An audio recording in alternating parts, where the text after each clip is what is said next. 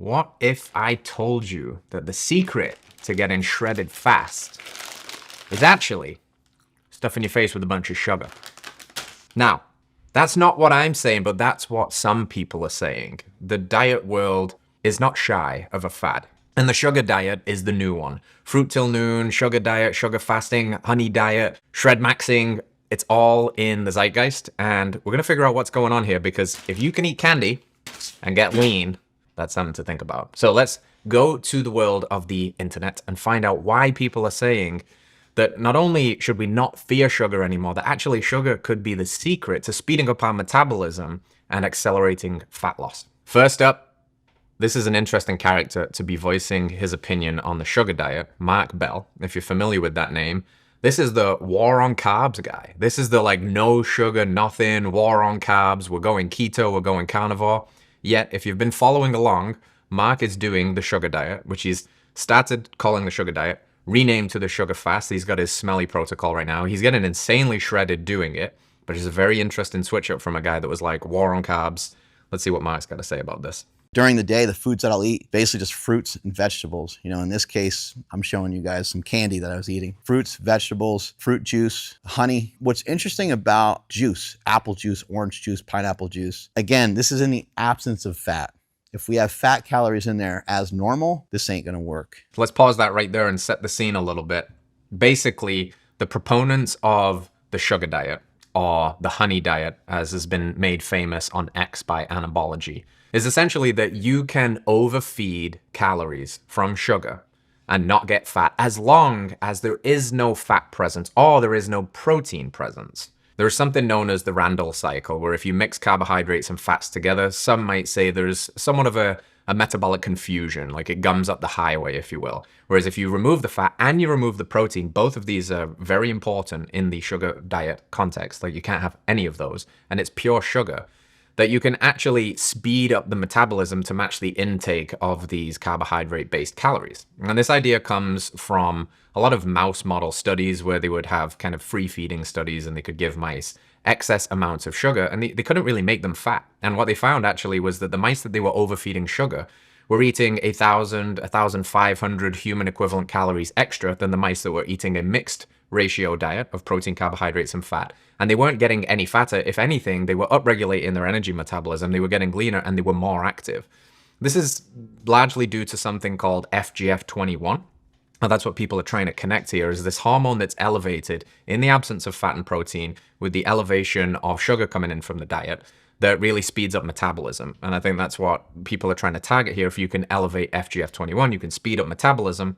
And therefore, if you speed up metabolism, you can burn some fat. Some people believe that this has to do with FGF21. FGF21 is a hormone, I believe, that gets released, and it helps to speed up the metabolism. And I have mentioned on my podcast, I'm eating some of these freeze-dried fruits. There's a company called Bare, B-A-R-E. They have banana, they have apple, they have cinnamon apple. They just taste amazing. The fruits that I mainly eat are raspberries, blueberries, blackberries. So a lot of berries. I'll also eat, I don't know, 1, 2, or 3 bananas in a day, depending on the day. I'll eat quite a bit of oranges, apples, just a lot of fruit. I've been eating a lot of dates. I'm not having any protein, and I'm not having any fat during the day. There's different branches of this whole sugar diet thing that's going on. There's this crew of fruit till nooners, and they'll basically sugar max in the first half of the day. And if you think of this from a physiological lens, if you are going to smash sugar in the morning, it probably makes the most sense to do it then. Why? Because naturally cortisol is highest in the morning, and carbohydrate calories can buffer against that cortisol spike, and you're the most insulin sensitive. So your body is kind of primed to deal with carbohydrate calories in that side of the day. So the fruit till nooners will have a lot of fruit and fruit juice, and no protein and no fat during that first half of the day, go until about noon. They'll take a little bit of break, where in an ideal situation, you would burn off some of those calories through walking or exercise, and then they would do a protein refeed at night. So they would get like a pound of protein with some vegetables or something like that. So that's one variation of this. It's kind of like the dipping your toe in, maximizing the potential metabolic benefits early in the day, and then still getting your protein later in the day if you're worried about things like protein, because you don't want to lose muscle, for example. But some people, like Mark's been doing, have been doing full days of sugar, with a protein refeed. And some people have just been full sending it and sugar completely for 7 days at a time, 21 days at a time. There's some pretty interesting cases. I'm sure we'll see more videos of this along the way. But just know that there is a different school of thought here, like anything. I guess you'd get various branches of an animal-based diet, which is still the optimal human diet as far as I'm concerned. But on an animal-based diet, you'll see everything from strict carnivorism to meat and fruit, to meat and fruit and raw dairy, to meat and fruit and raw dairy plus honey, and sometimes plus rice for those extra carb calories. So you'll see there's a bit of a mix match of what's going on. But the core premise is this, that the carbohydrate calories in the form of sugar, when we break it down, not necessitating that you have to eat table sugar, but carbohydrates are sugar at the end of the day, predominantly prioritizing fructose, which is why Mark just named a bunch of fruit, your bananas, your berries, because fructose is the most potent stimulator of FGF21, is the fastest way to speed up your metabolism. A better metabolism means more calories burned. And what people report is that when they're on a sugar diet, when they're eating a lot of fruit and fruit juices, that their energy seemingly goes through the roof, that they feel like they just want to tackle life, that they want to go rucking and hiking and walking, and their NEAT, the non-exercise activity thermogenesis, kind of kicks through the roof. So they might even encounter a natural calorie restriction, even though that's not necessarily what they're targeting, just because they're removing two huge food groups, protein and fat. So they might naturally go there. But I guess the argument here is that you don't need to. What they're saying here is that you don't need to calorie restrict to lose the weight here, that you can actually overfeed and ramp up your metabolism to the point where you will still lose weight because you are increasing your metabolic rate. The amount of carbohydrates I'm eating could be 300, 500, 700. It kind of just depends on the day. What I'm hopeful for is that this will positively impact and help my insulin and make me more sensitive to insulin. That's what I'm looking for, because I think that'll be a good driver of being able to manage my weight easier, because I'm trying to be 200 pounds, which is annoying because my body doesn't want to do it, but we're working on it. And so that's why I've kind of landed on this diet. Yeah, it's tricky to wrap your head around this idea that the average American, let's say, is insulin resistant. They've got metabolic syndrome, they're over fat, and we pin the tail on insulin resistant at the feet of carbohydrates. And it makes sense because diabetes, for example, type 2 at least, and insulin resistant is a blood sugar handling issue. But it's not necessarily just caused by carbohydrates. It's like a metabolic derangement syndrome. It's happening at the cellular level. Insulin resistance is happening at the level of the muscle too. And I think that as our thinking on this evolves, that really what's creating insulin resistance is not just too many carbohydrates. It's often what those carbohydrates come with. In particular, it's like the seed oils, it's the vegetable oils, it's the glyphosate, it's the cheap grains, it's the gluten, it's the gut irritation, it's the endotoxin, it's the chronic states of stress that we have. And we know this because you can take diabetic, insulin-resistant patients and you can feed them enormous amounts of honey, and they will recover. In fact, if you look at the diets of Walter Kempner, he ran these experiments like 100 years ago or so, where he took seriously diabetic people and he put them on a diet of nothing but carbohydrates. Our logical understanding would be that's a death sentence to a diabetic. Yet these people reversed their diabetes. They got to incredibly healthy weights. They lost like in the manner of 100 pounds or more. Some of the pictures of these before and after from the Kempner diets are wild. And that just breaks our brain. If we're thinking this like classic, more ancestral paleo message is, if you are insulin resistant, and most of you watching are, because 70% of the US is overweight or obese, which has some level of insulin resistance, that the best thing you can do is remove carbs. But maybe actually removing carbs increases the insulin resistance if you don't address the other factors that might be the primary driver of this, which are things like seed oils, an inappropriate light diet, your blue light toxic, you never get outside, you're stretched up the wazoo, you're drinking too much, you're smoking, you're vaping away your neuroses. All of these other things are contributing factors to insulin resistance too, not just carbohydrates. I used to eat candy all night long. After my baby went to bed, I would eat bags and bags of candy or cookies or sweet stuff to fill my glycogen stores, which I understand now, but they were bad because it was combined with fat. The whole key to this diet is low or no fat, okay? And now when I eat sugar all day and I eat chicken and veggies at night, I don't binge on sugar in the evening, and I lose on average a pound a day. At weight, right now I am 135 pounds. I've already lost 5 pounds in less than a week. You know what you'll see on some of these videos too, is if you go into the comments, you'll see an enormous amount of positivity in terms of people saying like, this really helped me too. especially on videos like Mark Bell's, who's got a audience that he's brought with him from the War on Carbs days, that these people are also very curious about this, as am I. I'm curious about this. When I start to see enough people say something, I'm like, well, I mean, it sounds kind of crazy, but I want to give it a go. Like, I want to give it a go. I just want to see how I feel. And I did. I did it for one day, last weekend. I had a bunch of fences to mend around the land. I was moving the pigs. It was a bunch of yard work and weed whacking. So it was a physical day, but it was a rest day from the gym. And I thought, you know what? Today is a great day. The sun was shining. I'm going to be active. Today is a great day to absolutely smash carbohydrates. And I drank like a liter of orange juice and dried mangoes and berries, and my wife made fresh strawberry lemonade. I was just guzzling that.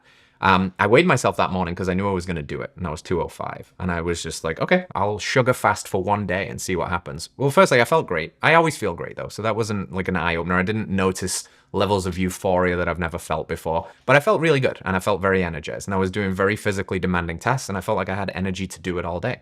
And I went through the whole day, and I finished that day, and I didn't even do the protein at night. You know, my bro brain was like, oh, you're going to chew through your muscle, but lo and behold, I was fine. The next day I woke up and I did lose 2 pounds. I was 203. So that's interesting. It's not nothing. You do have to wonder, like, is there water weight loss here? Is the muscle loss? There's certainly not 2 pounds of muscle loss over the course of a day, but you're actually very hydrated. And one of the things I've seen from the kind of the godfathers of this movement, if you will, like anabology, they say you don't lose water weight on this because glycogen actually holds water in the muscle. So when you're seeing weight loss, it's not water loss. It's not like when you go zero carb and, oh my God, I lost 10 pounds in a week, and you lose all of that water because you're losing that glycogen and you're losing that the electrolytes that go with that. It doesn't seem to be the case. So something's going on here. And is it just this massive temporary increase in metabolic rate where your body then liberates fat and burns through it? I don't know. It's interesting. There's a lot of smoke here, and there's no smoke without fire. After 10 years on a high sugar, high fructose, pro-metabolic diet, I think both. This is important before he goes any further. 10 years. I think one of my concerns here is, okay, this is like trending right now and people are trying it, and there's a lot of messaging around like this is a temporary fast and it can, you know, lead to some benefits. I'm like, okay, what happens when we do this over the long run? 10 years is a pretty good control here. So let's see what Mike Favre has to say. Dr. Robert Lustig, heart disease, diabetes, cancer, and Dr. Richard Johnson You need the carbs to make you hungry to gain the weight from the fat. would be interested to see what my body fat percentage is. So let's first take a look at what my fructose intake is. So here you can see an example day of eating, and you can see I have 440 grams of carbs, which is almost all sugar. And we can see 133 grams of fructose per day. So what is my body fat percentage on this diet? I recently did a body scan, and what we can see, my body fat percentage as of 2 months ago was 9.5% on my high fructose, high sugar, pro-metabolic diet. Interesting. So he referenced Dr. Robert Lustig there, and Lustig is a big you should not eat fructose guy, to the point where like fruit is harmful. It will help you develop non-alcoholic fatty liver disease. It's really stressful on the body. But this pro-metabolic crowd, these people that are a bit more bullish on carbohydrates, are saying things like, I mean, how often do you see a fat fruitarian? Which is a good point. You don't see many fat fruitarians. Granted, this isn't a advocacy for fruitarian diets because they are going to run into issues over a long enough timeline, almost invariably, whether it's mineral loss, bone loss, muscle loss, tooth decay, neuroses. There's a lot that can go on there. But it's true, you don't see that many fat fruitarians, and you see many fat, regular, healthy diet eaters.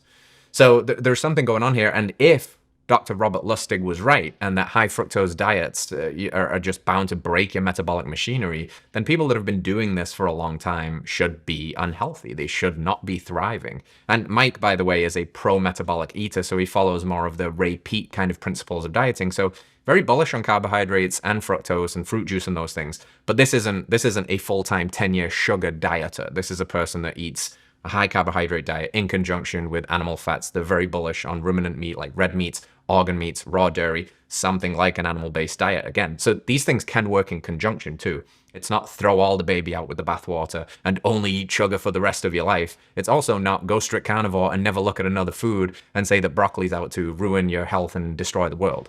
Probably balance. When they ask you, what did you eat to drop 13 pounds in 15 days? Hashtag sugar fasting. What do you eat?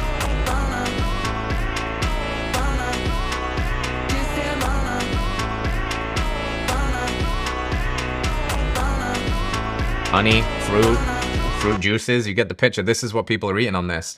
Again, I started the video being a bit facetious with the candy, but some of these people are doing that. They're just pouring the granulated table sugar, because if you think about it, table sugar is 50% sucrose and 50% fructose. So it basically is, you know, just eat this, and obviously there's a nutrient density conversation to be had here. Fruit comes in a whole food matrix. There are minerals in there. There's micronutrients in there. There's actually even a little bit of protein in there, which is why some of the anabology crowd, like the pure sugar diet fasters, should say, actually, you should probably limit fruit even, because fruit has trace amounts of protein. If you're eating 30 bananas a day, you are going to get some protein. It's not much, but there's probably 15, 20, 25 grams, and that could turn down the FGF21. So this thing is wacky, man. January 20th, I was 431 pounds. Today, and that was that was January 20th, 2025.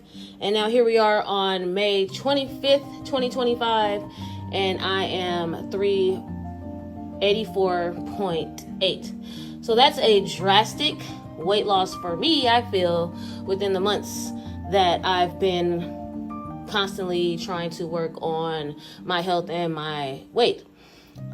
So yeah, see me. So I'm pleased with myself, because despite all the, you know, things that I have, of course, going on in my own life, I've been able to still manage to stay consistent. And I feel like sugar fasting has actually been the most consistent thing I can do. Now, one of the things you can say about that is somebody that starts a weight loss journey at over 400 pounds could probably do anything and lose weight, as long as they're not continuing with their same old habits of eating whatever they were before, whether that's a lot of takeout pizza, McDonald's, drinking tons of soda, which, by the way, as long as it's real sugar soda, the sugar dieters will say, hey, have a Mexican Coke from time to time. That's not that bad for you, because it's cane sugar, right? But my point here is it's hard sometimes when somebody's that big and has an enormous amount of body weight to say that this is the thing that is contributing, because so many things could be contributing. And at the same time, again, if somebody is moving in the right direction, then it's all a win at that point. So let's get you to a healthy weight. And if this works for people, then it works for me. Okay, so far, it's been a lot of people that are kind of bullish on the sugar fasting, the sugar diet, you know, fruit maxing, fruit till nooning. Dr. Ken Berry, very outspoken doctor, very big advocate of an ancestral aligned eating pattern, very against the carbs. So what does he think about the new sugar diet fad? If you've been paying attention at all, you've heard about the latest fad diet called the sugar diet. I'm Dr. Ken Berry, a family physician, and in this video, I'm going to reveal the truth, and I'm going to admit to you that the sugar diet may be the best fad diet I've ever seen in my career. Now, pay careful attention, because some of the things I say might confuse you if you're not paying careful attention. The fact that My sarcasm spidey sense is already tingling. over 50% of adults in America are overweight and obese. This is evidence that we should all eat more sugar. You like sugar, huh? Is there sugar in syrup? Yes. Then yes. The sugar diet is basically a low fat, because we all know fat makes you fat. A low fat, moderate to low protein, high sugar diet. Now, even though this is exactly like the standard American diet, this is unlike any diet you've ever heard of in your life. It's a funny point that he makes. The high carb, the low fat, or the low bad fats, because again, saturated fat is very dangerous, right? Wink, wink, that's my sarcasm. We know that animal fats are the healthiest form of fats that you can eat. It's the seed oils that are rubbish. They're actually driving the insulin resistance that Ken Berry is alluding to. And a low to moderate protein. If you actually look at that from a macro perspective, that kind of is the standard Western diet. So I get where he's coming from. He's like, well, that doesn't make any sense to feed people a diet where you're espousing the macronutrients be similar to the macronutrients that got them sick. I think what's different here, of course, is the removal more so of the seed oils, because the average person that's eating that constitution of macronutrients is also still eating Lay's potato chips cooked in seed oils and frying the food at home in canola oil. So it's not pinning all the blame on the carbohydrates. I don't think we can do that. And I actually think we've got pretty compelling evidence that maybe Ken is slower to pick up on or reluctant to admit that carbohydrates in and of themselves do not drive the metabolic health pandemic that we have on our hands. This diet has near miraculous results when it comes to weight loss. And we all know that's what we're really here for, right? We want to lose 20, 30, 40 pounds. We could care less about our health. Who cares about glycation or A1Cs or insulin levels? That's an interesting point. Because I would say that, yes, those things do factor in. A1C, which is kind of like the glycation of your red blood cells over time. And if you're really concerned about ages on a fruitarian sugar maxing style diet, you can do blood tests to look at this. You can check your A1C. You could even look at your fructosamine if you wanted to. But to his point, I would push back there. Like if somebody has 40 pounds to lose, I would rather them lose 40 pounds first than have perfect looking bloods and be 40 pounds overweight. And I think, that's sometimes, again, the throwing the baby out with the bathwater, which is not addressing the biggest, most obvious problem in the room. To Matt Bell's point, he's like, you are the elephant in the room, bitch. Like, lose the weight first, then let's think about optimizing. And this isn't just like, we can have reckless abandon here and do, whatever it takes to starve ourselves to thinness. But, if you've got 50 pounds to lose, let's lose the 50 pounds. I just mentioned two words, glycation and insulin. These both sound like very boring medical words you probably don't need to pay attention to at all. But let me go into them just a little bit so that you can say you do understand them, and then you can immediately forget what I'm about to say. So sugar glycates your cells and tissues in your body. This means it gums them up. The sugar sticks to your cells and to your tissues and makes them work less efficiently. Again, nobody cares about that because we're all just here to lose 20 pounds, right? I think with the glycation issue, what you've got to look at here is also metabolic rate and how fast the fuel is moving through the body. And the sugar diet proponents are basically saying that, okay, we're increasing the amount of carbohydrate calories coming in, but we're meeting that not by just sitting on the couch and also eating the other things that's going to cause that insulin resistance and have those sugars nowhere to go, but it's the natural expression of continuing to have an active, healthy lifestyle. Because glycation really occurs when the blood sugars are too highly elevated for too long of a time and have nowhere to go. It's a process of kind of overstaying their welcome, if you will. But carbohydrate calories, if you're being active, are used very, very quickly for energy. They don't even have the time to glycate. So I think sometimes that context of nuance is important. I don't think anybody would recommend that a sedentary person who's going to do no moving of the body should sit down on the sofa and eat, 3,000 calories a day of fruit or fruit juice, even if it's organic and blessed by monks. But if you're an active person, that this might be something you want to try because you can actually use the excess of energy, because carbohydrates are a high octane fuel, to channel into creative pursuits and physical endeavors. And that's one of the things, again, reading in the comments on people's posts, there are a lot of gym bros on this saying I just hit my bench PR, I just deadlifted, I just new PR'd my 5K time.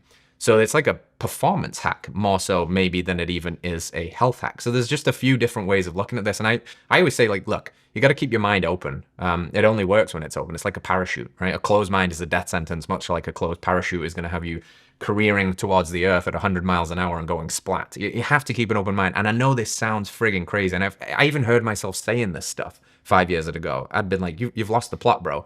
But the more I learn about bioindividuality and the more I learn about the complexities of human beings and human nutrition and biochemistry, the more I'm open to the ideas that there's a lot of paths up the mountain. And I don't think that this is the diet to rule them all. I don't think that everybody should be sugar maxing 365 days a year for the rest of their life. But I do see that there's probably a viable option here to look at it as a tool to maybe replace a bit of fasting, to retouch on and see if it helps develop some insulin sensitivity, especially if you've been in the land of carb fearing for such a long time. And like all things, it's conjecture until we try it for ourselves. There's a lot of voices in this space right now.